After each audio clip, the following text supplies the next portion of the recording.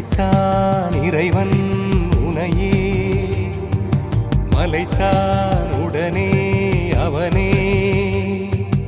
அழகை படைக்கும் திறமை முழுக்க உன்னுடன் சார்ந்தது, என் விழி சேர்ந்தது. விடிய விடிய மடியில் கிடக்கும் பொன்வினை உன்மேனி மீட்டட்டும் என் மேனி. விரைவினில் வந்து கலந்திடு, வீரல் பட மெல்ல காணிந்திடு.